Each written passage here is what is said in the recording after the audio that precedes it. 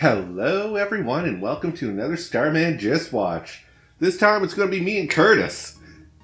Me and Devin. And we're sorry, our brains are still fried. We're trying to do through the end of Evangelion. Yeah. This is a weird pick for a movie if you haven't seen the full series, I think. Yeah, this would be a tough one to full. Well, let's be honest. Even if you've seen the full series, This is still a tough movie to kind of get through.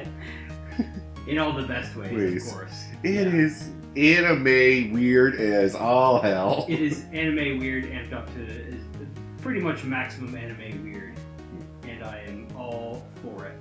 Yes. I mean, this is a movie. Don't try to figure out the plot, just let it happen. Just accept whatever they throw at you. Let it wash over you, enjoy the spectacle. Yeah. Yep. So, simple plot.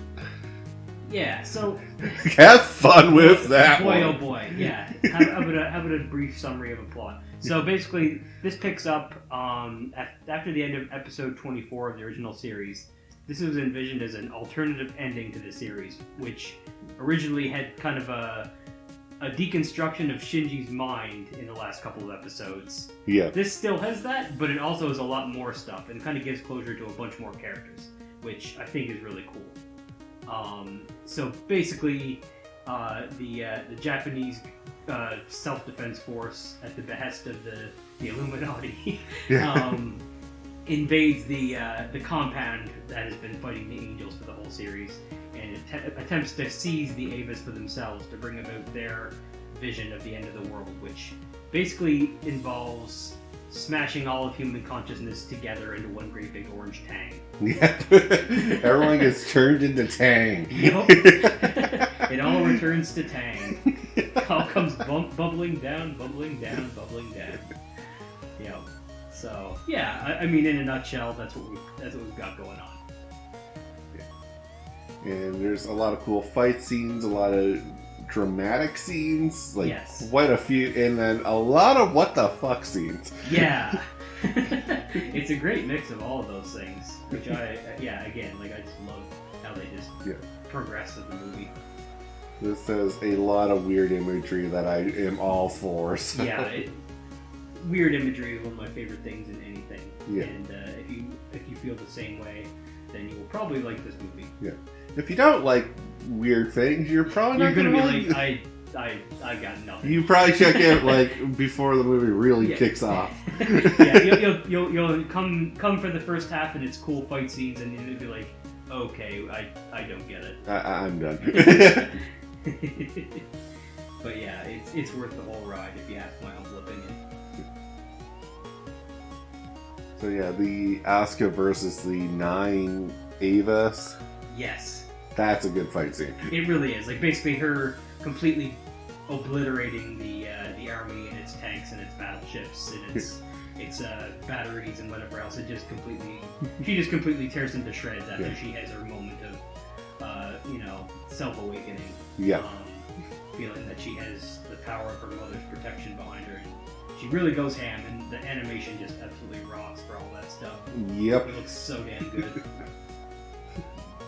Yeah. So it's a pretty awesome character being badass after a long spell of downward spiraling, let's say. Yeah, this is why I like this scene, because I remember the anime, she went on like a downward losing streak. Yes, exactly. So it's nice to see her get a good win. Oh yeah. Before a fine finale. Yeah. You kind of see what made her so special and well regarded as a pilot in the first place. Yeah. When she gains her confidence back and just absolutely tears these things to shreds. And then they cheat, damn it. Yeah, they cheat with their big old lance of Longinus. Yep. That pierces through her skull. Yeah. And then it's like, oh hey, we were never really dead. We can regenerate all that. Yeah, we're god-awful monsters. We're just gonna do this now. Yeah. We're back, you bitch. Yeah.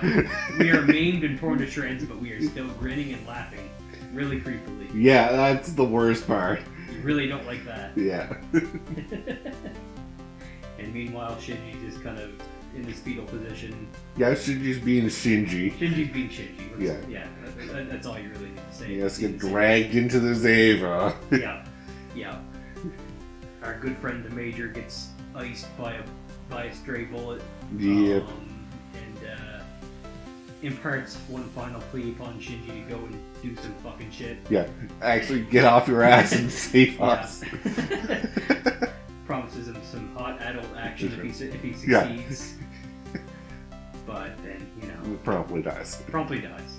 In his vaporized by an explosion. Yeah. Like, I would have just accepted the slumped over, she didn't make it, but no, they, vaporize her also. Yeah. Don't leave anything to question. They really rub in what happened to her there, I guess you'd say. Yeah. There's no vague, did she really die? No. Yeah. No, she's gone. Yep. So then, after some additional moping and Shinji eventually gets back in his robot. Yep. And gets out there and promptly gets captured. Sees Asuka's shredded remains. Yeah. And then doesn't do so hot after that. No. Yeah, gets captured by the creepy, grinning, laughing angel bird boys, our Ava series freakazoids, and then gets dragged up into heaven for a big old ritual. Yep. And then a bunch of absolutely wild imagery plays before our eyes. Yeah. As the ritual is carried out at the behest of Seals, our Illuminati behest, and everything turns into tank. Yep. There's also a film with Rey becoming Lilith for a bit. Yes. Yeah. Lilith being the progenitor of humanity. So, if it's been a while since you've watched the original series, the basic gist of it is, Adam was the first angel, arrived on Earth, was going to be the progenitor of the rest of the angels. It was going to be a world for angels. And then by accident, sheer coincidence, whatever you want to call it, Lilith's ship crashed to Earth. And then there became a problem because now there was two species fighting for dominance. And that's kind of, so Lilith ends up being the birth mother of all humanity. So kind of kicks off the conflict of the series. Yeah. Yeah. And then Rey makes contact with Lilith and becomes Lilith, I guess, and takes part in the whole ritual. And then everyone becomes Tang, and then we go into Shinji's psyche and questioning his whole everything. Yeah, so basically the episode 25 and 26 interrogation scene from hell, as Devil likes to call it, yeah, is kind of done in a completely different way this time around. Yes, I will always dub that as the interrogation room from hell. It's a good term for it. Yeah, watch those, and you'll understand what I mean when you watch that. Never 2 episodes of a character sitting in a chair been so riveting. I know! Literally just them sitting in a chair and then being asked question upon question that question their own values and morals. Yeah. You're a disgusting little whelp, you're a coward, you're a loser, you're a bitch boy, etc., etc. So why are you alive? Because I want to live. But why? Everything should die. Yeah, I love that scene. It's like, everything rests on Shinji and his decision if everyone should die or not. I was like, oh crap, we're all screwed. I gotta say though, our boy Shinji made the right decision in the end. In the end. Yeah. Very close to not making the right decision. Oh yeah. Yeah. I thought we were done for. Yeah. The whole becoming Orange Tang thing in the eyes of the Illuminati was, everybody's flawed, everyone's imperfect, but, all together as a big Orange Tang pool, we can erase each other's imperfections and enjoy being Tang together. To which I say no thanks. No, I don't like Tang. Yeah, Tang sucks anyway, right? Yeah. So, yeah. Kool-Aid's better. Yeah. We are not endorsed by Kool-Aid, but if Kool-Aid wants to reach out to us... Yeah, feel free to, do your thing. We won't object to it. there's probably people out there who wouldn't mind the whole orange tang fate, but yeah. Not for me. Not for me. So, we come to things we like about the movie. Yeah. So... The animation is amazing on this. It's godly, right? Yeah. It just rocks. It's just so fun to watch. Yes. Even if you understood absolutely nothing about what was going on in the movie, yeah. I think you would enjoy at least just watching the spectacle of it all. Yeah. Especially if you're one of those people who like the original Angel designs of biblical proportions, where it's not just dudes with wings, it's actually flying eyeballs with wings. Be not afraid. Yeah. I've never been so terrified in my life. Yeah. Look that up. Biblical angels, badass looking. Biblically accurate angels. Yes. Yeah, it's a good series of internet memes. Yep. Yeah. The action, the imagery, the absolute batshit insanity of the ending sequences. The animation is an absolute high point to the movie and one of the best features. Yeah. Easily. And I know, the religious symbology all over the place. Yeah. I'm not huge into all the religions, but I saw a few and I was like, okay, I got where that's from. Yeah. You get the basic gist of them, right? Yeah. Yeah. They've got a big melting pot of them, literally. Yes. It's boring a bit of everything out there. Yeah. I remember a lot of people saying it's too Christian for an anime, and I was like, there's a lot of stuff there that isn't Christian. Yeah. And you're kind of missing the point by assuming, if there's any sort of, religious intent. The reality is the iconography is cool, and the symbolism is cool. The actual, merits of one religion versus another aren't explored at all. No. It's not the point. Never was the point. Yeah. And Eva, the Eva series in general, influenced a lot of what came later in Japanese media. There was a lot of games and anime after this that really got into the whole borrowing, this religious, and that from various religions. I love that stuff. I'm a sucker for it. Yep. So things we didn't like.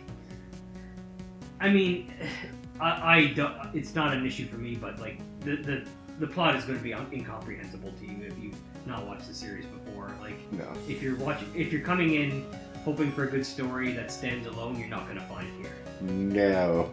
And for someone, I've seen the original series way back in the day, and even I'm like, okay, I'm going to stop trying to figure out what's going on here, and I'm just going to enjoy what I'm seeing. Yeah. Because if I try to go back to that memory bank of okay, who's this and what was their whole thing? Yeah, what was the... Yeah, you'll see characters and their role and their ultimate fate really means nothing to you because it's been so long that you've seen them and you might have forgotten their motivations completely.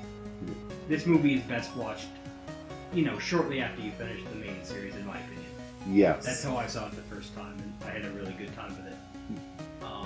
And I remembered enough about the original series again this time to get the basic gist of it, but because it's been a decade or whatever it is since I last watched it, even I was I kind of forget what your deal was. Yeah. With the characters. Yeah. Our scientist friend Akagi there, I don't really remember what your... No, I totally forgot her whole thing. Yeah. Other than I think she had a crush on Shinji's dad or something. But I might be mistaken on that. Yeah. There was some cool stuff there, but it would require a rewatch to really appreciate it. Yeah.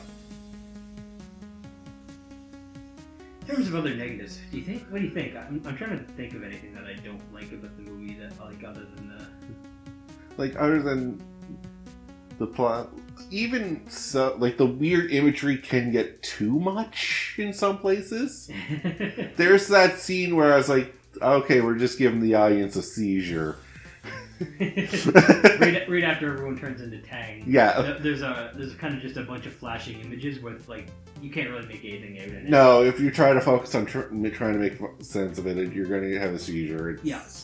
The all you really need to know about it is just kind of a quick representation of humanity's conscience merging together. It's if you try to make any sense of the individual images, I'm sure there's people out there who paused every frame and tried to make some sense of it all, but you're not going to it's not a movie where, I don't know, you really need to pause every frame and try to make sense of every frame.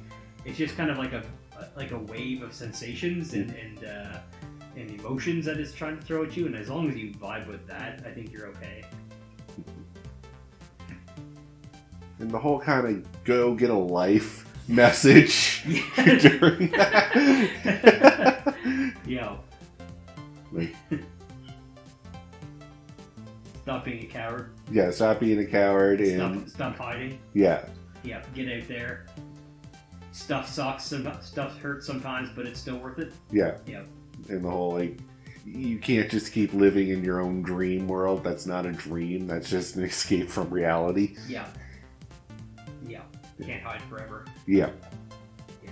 Well, it is a good message, and, like, really backhanded.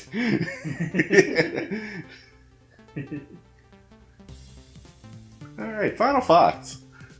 Yeah, so this is just one that I've been wanting to rewatch for a long time now. Just, again, mainly for just the sheer audacity of it. I just wanted to see all the imagery and the fights and all that good stuff again. And I've always had an attachment for, like, some of the original series characters.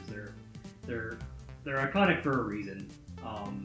Like, the three main Ava pilots are, you know, even if it's been years upon years since you've seen the series, You still remember them. you still remember them and what they're all about. Yeah. Some of the side characters, you know, whatever. But three Ava pilots, all these years later, and you still feel things about them, I think. Yeah. And that's pretty awesome. Yeah, I can agree with that wholeheartedly. Even when we started, I was like, I know all your stories right now. Yep. All three of you. Yep.